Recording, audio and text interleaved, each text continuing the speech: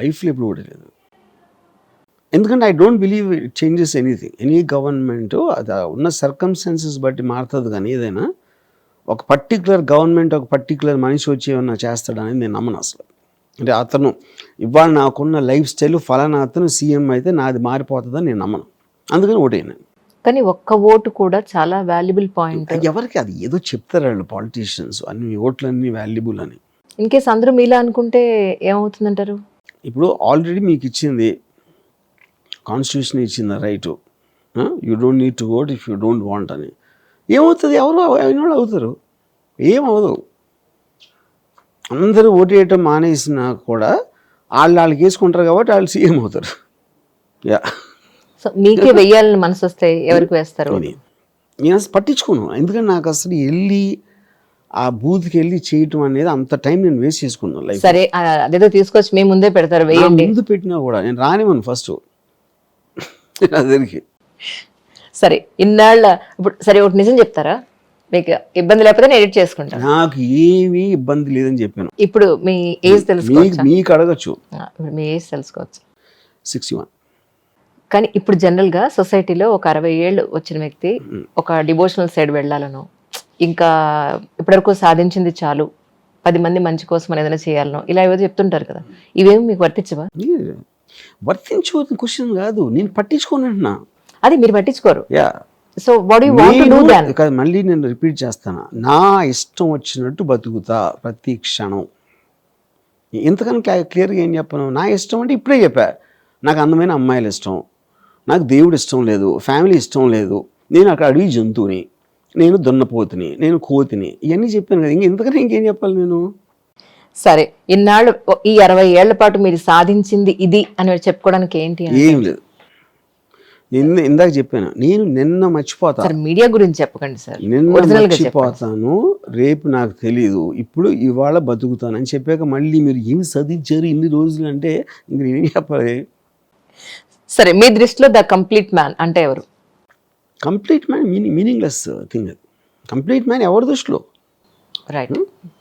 ఎవరి దృష్టి అని చెప్తే వీ కెన్ ట్రై. ఎవరి దృష్టి అని చెప్పకపోతే కంప్లీట్ మ్యాన్ మీనింగ్ ఏంటి? కంప్లీట్ మ్యాన్ లో సగం ఉమెన్ ఉంటాడా ఏంటి? What does it mean? అంటే చెప్తారు కదా, చక్కగా చదువుకుని ఉద్యోగస్తులే పెళ్లి చేసుకుని పిల్లలుండి చక్కగా చదువుకున్నంత బుద్ధితో కూడా ఎవరో ఉండరు, అది నా బిలీఫ్. మీరు అక్కడే ఆ డెఫినేషన్ దగ్గరే పోయింది. చదువుకున్న వాళ్ళు పైకి వచ్చిన ఇంతవరకు చూడలేదు, నేను నా లైఫ్లో చూడలేదు. సరే అయితే ఇప్పుడు అలా అనుకుంటే ఆర్జీబీ ఎడ్యుకేషనల్ సిస్టమ్ అని ఒక కొత్త ఎడ్యుకేషన్ సిస్టమ్ స్టార్ట్ చేస్తే బెటర్ ఏమో సార్? డన్ కన్నా అది బెటర్. నేను వేరే వాళ్ళ కోసం నేను ఏమి చేయను.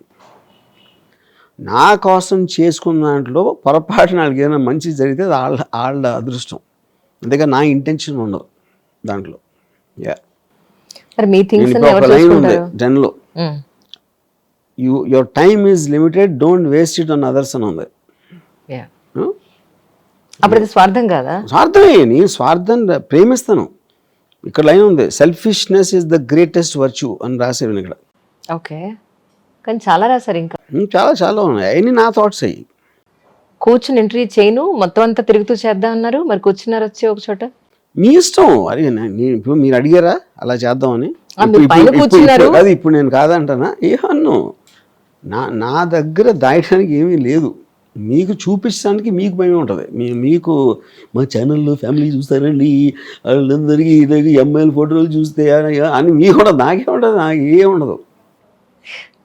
కానీ చాలా మంది అనేది ఏంటంటే ఆర్జీవీని చూసి యూత్ పాడైపోతున్నారు అని. మరి అలాంటి వాళ్ళు అనుకునే వాళ్ళకి మీ సమాధానం? ఇప్పుడు వాళ్ళు ఎవరంటారు? ఆ ఇంట్లో ఒంటింట్లో ఉన్న వాళ్ళు అనుకుంటారు, వాళ్ళ లైఫ్స్ ఆల్రెడీ అయిపోయినాయి.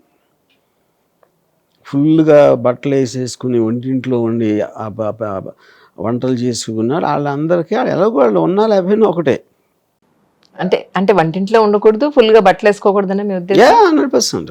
నాకు మొత్తం లైఫ్ ప్రతి నిమిషం ఎంజాయ్ చేయకుండా ఆడారు. చిన్నప్పుడు వాళ్ళు చెప్పారు ఇలా ఉండాలి బతుకంటే బాగా దేవుడు వరద ఇచ్చి స్వర్గంకి వెళ్తాం. అయ్యో స్వర్గానికి వెళ్ళే దేవుడు దగ్గర మళ్ళీ అది ఇక్కడ ఏం చేయకుండా స్వర్గానికి వెళ్తే రంభ రుచి ఇస్తారంట. అంతకన్నా జోక్ ఉంటుంది. నేను అప్పుడు అలాంటి ఛాన్స్ తీసుకోకుండా రంభ రుచిని ఇక్కడే తెచ్చుకుంటాను.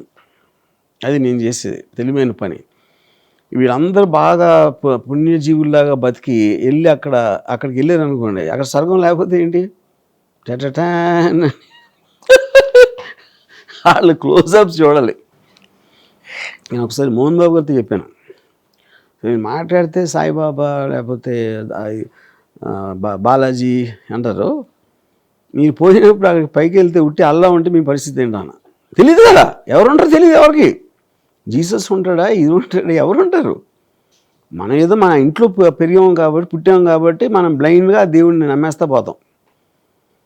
Most economically highly powerful countries, military powerful countries జీసస్ని పూజిస్తున్నాయి. Next middle east.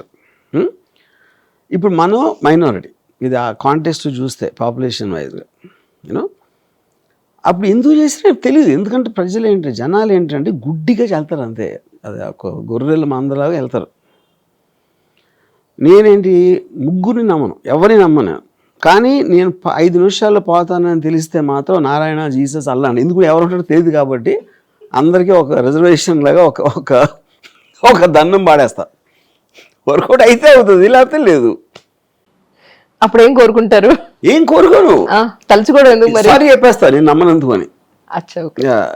మనకు ఉంది కదా ఆల్రెడీ, 5 నిమిషాల ముందు నారాయణ అంటే అన్ని పాపాలు మాఫ్ అని చెప్తారు కదా. మన వాళ్ళు అందరూ అన్ని బిస్కెట్లు ఇస్తారు కదా, ఈ ఫ్రీ మేక్స్ లాగా, ఫ్రీ బీస్ గవర్నమెంట్స్ ఇచ్చినట్టు.